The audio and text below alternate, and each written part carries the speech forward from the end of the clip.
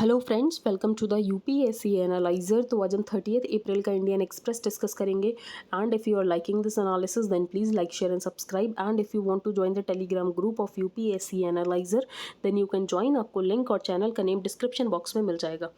यहाँ पर first news है, keen on good ties with Pakistan but it must end terror bids to draw global attention to Jammu and Kashmir. तो India भी यही चाहता है कि पाकिस्तान के साथ जो हमारे रिलेशन है वो ठीक ठाक रहें, लेकिन उसके लिए दो कंडीशन ये है कि हम चाहते हैं कि यहाँ पर जो पाकिस्तान है वो यहाँ पर स्टेट स्पॉन्सर्ड टेररिज्म खत्म करे, और दूसरी बात यहाँ पर जो पाकिस्तान है वो जम्मू एंड कश्मीर के इशू को इंटरनेशनलाइज करना बंद करे।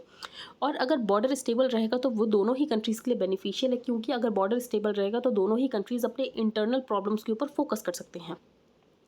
इसके अलावा एक बात यहाँ पर ये बताई गई है, जो आफ्स्पा को हटाया जा रहा है वो बेनिफिशियल है क्या, तो वो ऑफकोर्स बेनिफिशियल है, क्योंकि उसके बाद हम फोर्स का यूज़ कर सकते हैं एक्सटर्नल एनिमीज़ को टैकल करने के लिए। तो removal of the army from such areas which are no longer disturb helps us in focusing on our primary task, और प्राइमरी टास्क क्या है यहाँ पर एक्सटर्नल एनिमीज़ को टैकल करना।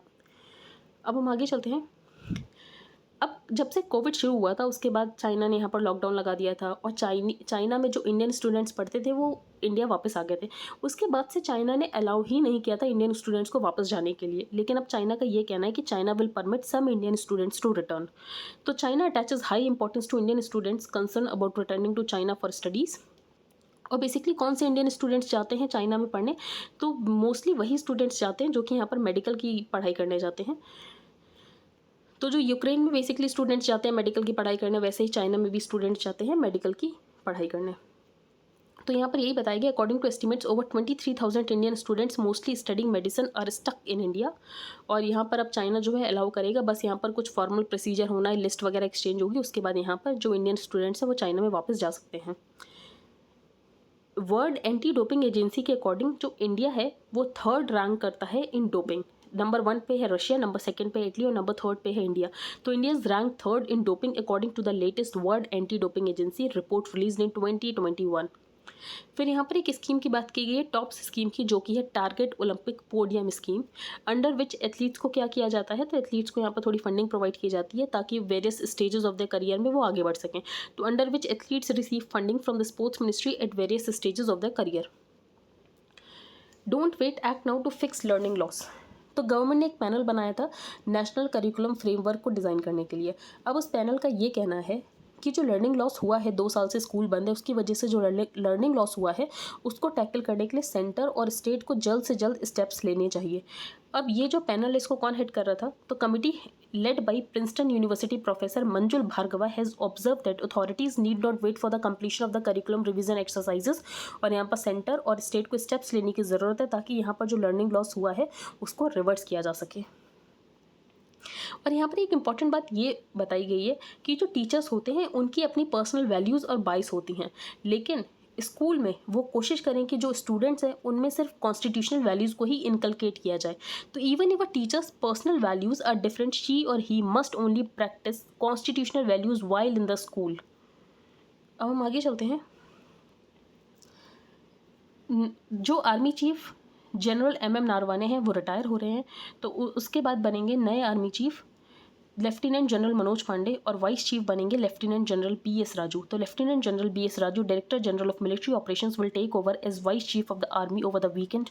ही will replace lieutenant general Manoj Pande, who will become army chief after the incumbent general MM Naravane retires. In UP loud speaker rap 2017 high court order 2018 directives.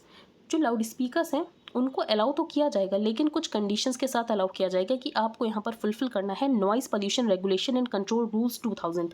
अब noise pollution regulation and control rules 2000 ये बात करता है कि industrial areas में कितनी यहाँ पर नॉइज़ हो सकती है, कमर्शियल एरियाज़ में कितना होना चाहिए, रेजिडेंशियल एरियाज़ में कितना होना चाहिए। फॉर एग्जाम्पल 75 डेसिबल होना चाहिए ड्यूरिंग डे टाइम, 70 होना चाहिए at night time industrial areas में। कमर्शियल एरियाज़ में 65 डेसिबल होना चाहिए, 55 होना चाहिए नाइट टाइम में। अब ये नाइट टाइम और डे टाइम कैसे डिफाइन किया गया, तो डे टाइम जो है वो 6 AM to 10 PM है, और नाइट टाइम है 10 PM to 6 AM। यहाँ पर एक केस की बात की गई है, यहाँ पर वो केस मेंशन है। तो केस है Lucknow bench of the high court in Motilal Yadav versus the state of Uttar Pradesh. तो यहाँ पर ये बताया गया था कि जो नॉइस पोल्यूशन रूल्स है उसको इम्प्लीमेंट किया जाना चाहिए लाउड स्पीकर्स का जब तक केस है। तो यहाँ पर जो रूल्स है वो हमने देख लिया, noise pollution regulation and control rules 2000। अब हम नेक्स्ट आर्टिकल डिस्कस करेंगे, ये इंपॉर्टेंट है, MCQ में कोई भी स्टेटमेंट आ सकता है। तो rules for the IAS। What rules apply when an IAS officer chooses to resign. तो रेजिग्नेशन क्या होता है? बेसिकली रेजिग्नेशन एक फॉर्मल इंटीमेशन होता है कि अब मैं सर्व नहीं करना चाहता हूँ। तो resignation is a formal intimation in writing by an officer of his or her intention or a proposal to leave the IAS. वो रेजिग्नेशन ये भी हो सकता है कि मैं कल से नहीं सर्व करना चाहता हूँ या मैं 10 दिन के बाद नहीं सर्व करना चाहता हूँ। तो either immediately or at a specified date in the future. पहला पॉइंट ये क्लियर हो गया। दूसरी बात, जो रेजिग्नेशन होता है ऑफिसर का जो ऑल इंडिया सर्विसेज का है, वो यहाँ पर प्रोसीजर बताया गया है आईएएस, आईपीएस और इंडियन फॉरेस्ट सर्विस का। तो ये गवर्न होता है by rules 51 and 51A of the all India services rules 1958। जो रेजिग्नेशन होता है वो बिल्कुल अलग होता है वॉलंटरी रिटायरमेंट स्कीम से, क्योंकि जो वॉलंटरी रिटायरमेंट स्कीम होती है, जो लोग उसको ऑप्ट करते हैं उनको यहाँ पर पेंशन मिलती है, लेकिन जो लोग यहाँ पर रेजिग्नेशन लेते हैं उसके बाद उनको कोई भी गवर्नमेंट बेनिफिट्स नहीं मिलते हैं, कोई पेंशन नहीं मिलती है। तो no retirement benefits may be granted to a person who has been dismissed or remove from the service or who has resigned from the service. तो सबसे इंपॉर्टेंट बेनिफिट ये सबसे इंपॉर्टेंट डिफरेंस ये है कि वॉलंटरी रिटायरमेंट स्कीम वाले को यहाँ पर पेंशन मिलती है, लेकिन जो यहाँ पर रेजिग्नेशन लेता है उसको यहाँ पर कोई भी पेंशन नहीं मिलती है। अब रेजिग्नेशन एड्रेस किसको करता है? तो an officer serving in a state cadre, तो वो यहाँ पर अपना रेजिग्नेशन सबमिट करेंगे to the chief secretary of the state. और अगर सेंट्रल डेपुटेशन पे, तो यहाँ पर जो रेजिग्नेशन वो सबमिट किया जाएगा to the secretary of the concerned ministry or department. अब what happens after the resignation is submitted. अब एक बार रेजिग्नेशन सबमिट हो गया उसके बाद क्या होता है? तो पहले स्टेट जो है वो चेक करता है कि कहीं कोई ड्यू तो नहीं है, या फिर इसके अलावा आउटस्टैंडिंग ड्यू तो नहीं है, कोई करप्शन केस तो नहीं चल रहा। अगर ये सारी चीज़ें चेक हो जाती हैं और अगर ऐसा कुछ नहीं है तो उसके बाद ये जो रेजिग्नेशन है ये आगे बढ़ा दिया जाता है टू द कॉम्पिटेंट अथॉरिटी। अब कॉम्पिटेंट अथॉरिटी जो है वो तीनों ही केसेस में अलग होती है। आईएएस में जो कॉम्पिटेंट अथॉरिटी होती है वो होती है डीओपीटी, तो minister of state at the DOPT.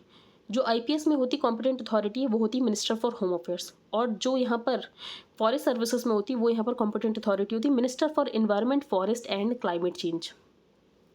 Under what circumstances is a resignation accepted और रिजेक्टेड। तो नॉर्मली जो है रेजिग्नेशन को एक्सेप्ट कर दिया जाता है। उसके लिए एक सर्कुलर भी आया था 1988 में रिगार्डिंग रेजिग्नेशन, जो कि ये कहता है कि अगर कोई यहाँ पर सर्व नहीं करना चाहता है तो उसका यहाँ पर रेजिग्नेशन एक्सेप्ट कर लिया जाएगा। बस कुछ ही ऐसे सर्कमस्टांसेस है जिसमें यहाँ पर रेजिग्नेशन एक्सेप्ट नहीं किया जाएगा। तो वो सर्कमस्टांसेस क्या है? अब पहला सर्कमस्टांस ये है कि कोई डिसिप्लिनरी प्रोसीडिंग चल रही हो, तो ऐसे में कंकरेंस जरूरी होगा सेंट्रल विजिलेंस कमीशन के, उसके बाद ही यहाँ पर रेजिग्नेशन को एक्सेप्ट किया जाएगा।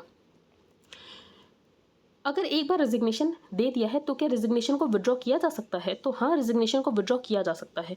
तो rule 51A(1) of the amended DCRB rule says that the central government may permit an officer to withdraw his or her resignation in the public interest। तो पब्लिक इंटरेस्ट में यहाँ पर सेंट्रल गवर्नमेंट जो है वो अलाउ कर सकती है कि आप अपने रेजिग्नेशन को वापस ले लो, लेकिन उसमें एक कंडीशन, उसमें कंडीशन ये है कि सिर्फ 90 दिनों का इसमें फ़र्क होना चाहिए। That the period of absence from duty between the date on which the resignation became effective and the date on which the member is allowed to resume duty as a result of permission to withdraw the resignation is not more than 90 days. तो 90 दिनों से ज़्यादा का यहाँ पर जो difference है वो नहीं होना चाहिए।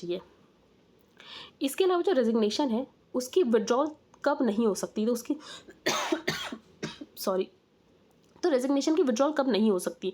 तो request for withdrawal of resignation shall not be accepted by the central government. अगर यहाँ पर कोई मेंबर इसीलिए रिजाइन कर रहा है क्योंकि उसे किसी पॉलिटिकल पार्टी से जुड़ना है या किसी ऑर्गेनाइजेशन से जुड़ना है, और जो यहाँ पर उसकी पोजीशन है उसका बेनिफिट दिलाना है किसी पॉलिटिकल ऑर्गेनाइजेशन को, तो request for withdrawal of resignation shall not be accepted by the central government where a member of the service resigns from his or her service or post with a view to be associated with any political parties or any organisation which takes part in politics. And under what circumstances is the withdrawal of an officer's resignation accepted. तो यहाँ पर officer ने अपना resignation तो भेज दिया, लेकिन अगर कॉम्पिटेंट अथॉरिटी ने रेजिग्नेशन को एक्सेप्ट नहीं किया तो तब तक यहाँ पर विंडो होती है कि रेजिग्नेशन जो है उसको विड्रॉ किया जा सकता है। तो guidelines say that if an officer who has submitted his or her resignation sends an intimation in writing withdrawing it before its acceptance by the competent authority, तो रेजिग्नेशन ही मान लिया जाता है कि रेजिग्नेशन जो है यहाँ पर विड्रॉ हो चुका है। नेक्स्ट हम डिस्कस करेंगे how far could a ban on methanol menthol cigarettes help reduce smoking in India. तो जो मेंथॉल सिगरेट्स है यूएस में उसको बैन किया जा रहा है, बेसिकली फ्लेवर्ड सिगरेट्स को यूएस में बैन किया जा रहा है। तो यहाँ पर आर्टिकल में ये लिखा गया है कि अगर इंडिया में बैन किया जाएगा तो उसका क्या इंपैक्ट होगा। तो ऑथर ने बताया इंडिया में ज़्यादा कुछ इंपैक्ट होगा नहीं, क्योंकि इंडिया में लोग ज़्यादातर फ्लेवर्ड सिगरेट्स का यूज़ नहीं करते हैं और इंडिया में यहाँ पर मोस्टली यूज़ की जाती है चुइंग टोबैको या बीड़ी। तो the impact might be limited given that chewing tobacco and bidi are the most common forms of tobacco use. और फिर यहाँ पर यही बताया गया है कि बैन करना जो है कोई सोल्यूशन नहीं है, क्योंकि अगर आप बैन करोगे तो उसके बाद यहाँ पर स्मगलिंग स्टार्ट हो जाती है। तो banning is not the solution, how much can you ban. आगे हम चलते हैं, ये आर्टिकल हम डिस्कस नहीं करेंगे टू पीके और नॉट टू पीके, ये पॉलिटिकल आर्टिकल है। सेंटर स्टेट फ्यूल के बारे में हम इससे पहले भी 2 आर्टिकल्स डिस्कस कर चुके हैं, तो हम ये नहीं करेंगे। संगम इन तेल अवीव, तो इसमें ये बताया गया है जो इंडिया की फिल्म्स हैं वो कितनी ज़्यादा पॉपुलर है इजराइल में, ये भी हम डिस्कस नहीं करेंगे। बिग टेक बिग मनी, ये हम डिस्कस कर सकते हैं। यहाँ पर इलॉन मस्क ने ट्विटर को एक्वायर कर लिया है। पॉइजन पिल क्या होता है, तो पॉइजन पिल हम देख लेते हैं।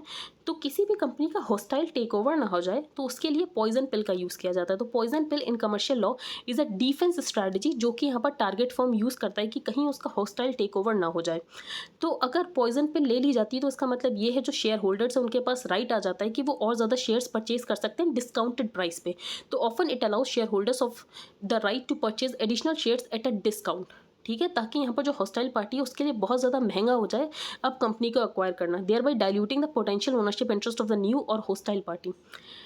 सुप्रीम कोर्ट में एक केस गया था रिगार्डिंग पॉइजन पिल, तो Pramod Jain versus Securities and Exchange Board of India, जिसमें सुप्रीम कोर्ट का व्यू पॉइंट ये था कि hostile takeover helps to unlock the hidden value of the shares. For example यहाँ पर जो ट्विटर के शेयर्स थे उससे बहुत ज़्यादा वैल्यू दे रहे थे यहाँ पर इलॉन मस्क, तो हॉस्टाइल टेक ओवर की वजह से जो हिडन वैल्यू है शेयर्स की वो अनलॉक हो जाती है। और इसके अलावा यहाँ पर जो कंपनी का मैनेजमेंट हो जाता है उसके ऊपर प्रेशर आ जाता है कि आपको एफिशिएंटली काम करना है, and puts pressure on management to work efficiently. On the other hand it has the potential of unduly upsetting the normal functioning of a target company. तो बेसिकली यहाँ पर एक्विजिशन और टेक ओवर के regarding regulations होने चाहिए, ये बात बताई गई थी 1991 में कि 1991 लिबरलाइजेशन एरा के बाद यहाँ पर ज़रूरी है कि कोई रेगुलेशंस होने चाहिए। तो पॉइजन पिल हमने देख लिया। फिर यहाँ पर बताया गया है कि जो इलॉन मस्क हैं उनके पास बहुत सारी कंपनीज़ हैं, वो बहुत सारी कंपनीज़ के सीईओ हैं, स्पेस एक्स, टेस्ला और न्यूरालिंक। तो स्पेस एक्स और टेस्ला क्या करती है तो आपको पता होगा। न्यूरालिंक हम देख लेते हैं। न्यूरालिंक यहाँ पर करती है implantable brain machine interfaces develop करती है Neuralink. Blueprint for Semicon diplomacy, ये हम डिस्कस करेंगे। इसमें ये बताया गया है जो सेमीकंडक्टर चिप्स हैं इंडिया को वो मार्केट कैप्चर करने की कोशिश करनी चाहिए। जो सेमीकंडक्टर चिप्स हैं बेसिकली हर आईसीटी डिवाइस में यहाँ पर सेमीकंडक्टर चिप्स यूज होते हैं। तो the semiconductor chips are the drivers for ICT development and one of the key reasons for the current flattening of the world. तो सेमीकंडक्टर हर इलेक्ट्रॉनिक प्रोडक्ट में यूज़ किया जाता है। जो सेमीकंडक्टर की मैन्युफैक्चरिंग है वो हम देख रहे हैं कि कुछ ही पर्टिकुलर कंट्रीज़ में हो रही है, जैसे कि जो यहाँ पर साउथ कोरिया और ताइवान है। तो ताइवान और साउथ कोरिया में लगभग 92% जो यहाँ पर सेमीकंडक्टर मैन्युफैक्चरिंग होती है वो यहाँ पर ताइवान ने उतना मार्केट कैप्चर कर रखा है। तो nearly all leading edge semiconductor manufacturing capacity is limited to Taiwan and South Korea with nearly 92% located in the former. अभी हम क्या देख रहे हैं कि यहाँ पर कंपनीज़ हैं वो ये सोच रहे हैं कि चाइना से हमें जो सप्लाई चेन है वो यहाँ पर शिफ्ट करने की कोशिश करनी चाहिए और हमें बेसेस देखने चाहिए। तो वो बेस इंडिया बन सकता है। तो इंडिया को इस अपॉर्चुनिटी को कैप्चर करने की ज़रूरत है। तो चिप शॉर्टेजेस ड्यू टू कोविड-19 have hit automakers with a revenue loss of $110 billion. फिर रशिया यूक्रेन कन्फ्लिक्ट की वजह से भी जो रॉ मटेरियल की सप्लाईज है for the manufacturing of semiconductor chips वो भी कम हो गई है। तो यहाँ पर हम इस मार्केट को कैप्चर करने की कोशिश कर सकते हैं। अब हम इस मार्केट को कैप्चर करेंगे कैसे, तो सबसे इंपॉर्टेंट है यहाँ पर क्वाड। ऑस्ट्रेलिया के पास यहाँ पर रॉ मटेरियल्स है, यूएस और जापान के पास यहाँ पर कैपेसिटी बिल्डिंग है, इसके अलावा सेमीकंडक्टर की टेक्नोलॉजी है। तो हम इन सब का यूज़ करके इंडिया में सेमीकंडक्टर की जो चिप्स है उसकी मैन्युफैक्चरिंग कर सकते हैं। तो semicon diplomacy is pivotal to India's Act East policy. तो हम इसके लिए कर क्या रहे हैं कि हम ग्लोबल सेमीकंडक्टर मार्केट बन जाए, उसके लिए हम कर क्या रहे हैं। तो basically the recently announced Semicon India program, which provides $10 billion fiscal support and other non-fiscal measures, shows strong political will and is a step in the right direction। तो हमने यहाँ पर Semicon India program अनाउंस किया जिसमें $10 billion का physical support दिया जाएगा ताकि इंडिया में हम यहाँ पर सेमीकंडक्टर चिप्स को बना सकें। Russia launches missile attack on Kyiv during UN chiefs visit. अब इंपॉर्टेंट तो है नहीं। अब यहाँ पर यूरोपियन यूनियन है ये कोशिश कर रहा है कि रशियन ऑयल के ऊपर पूरी तरीके से बैन लगा दिया जाए। तो यूरोपियन यूनियन, क्योंकि यहाँ पर जो रशिया है वो नेचुरल गैस और ऑयल को यूज़ करता है एज जियो पॉलिटिकल टूल। तो यहाँ पर यूरोपियन यूनियन यही चाहता है कि जो जियो पॉलिटिकल टूल का यहाँ पर जो लेवरेज रशिया ले रहा है वो यहाँ पर रशिया को ना मिल सके। Sri Lanka president agree to remove brother as PM. तो यहाँ पर जो महिंदा राजपक्षे उनको शायद हटा दिया जाएगा प्राइम मिनिस्टर की तरह और यहाँ पर एक ऑल पार्टी कैबिनेट बनाई जाएगी, क्योंकि श्रीलंका में एक तरीके का पॉलिटिकल इम्पास हो गया है, इकोनॉमिक क्राइसिस भी है। स्वीडन और यहाँ पर जो फिनलैंड है उन्होंने प्रोसेस शुरू कर दिया है नेटो मेंबरशिप लेने का। Economy to take till 2035 to overcome COVID losses. ये कैसे पता चला? तो आरबीआई एक रिपोर्ट निकालता है, RBI report on currency and finance. इससे हमें ये पता चला है कि इंडिया को लगभग 13 साल लग जाएंगे कोविड की वजह से जो लॉस हुआ है उसको वापस से अचीव करने में। तो India is likely to take another 13 years to overcome the losses incurred due to the covid pandemic that hit the country in March 2020। और यहाँ पर एक इंपॉर्टेंट बात ये बताई गई है कि जो यहाँ पर पब्लिक बैंक्स हैं उनको गवर्नमेंट के ऊपर डिपेंड नहीं रहना चाहिए फॉर रीकैपिटलाइजेशन। तो RBI said PSU bank should not be dependent on the government for recapitalisation.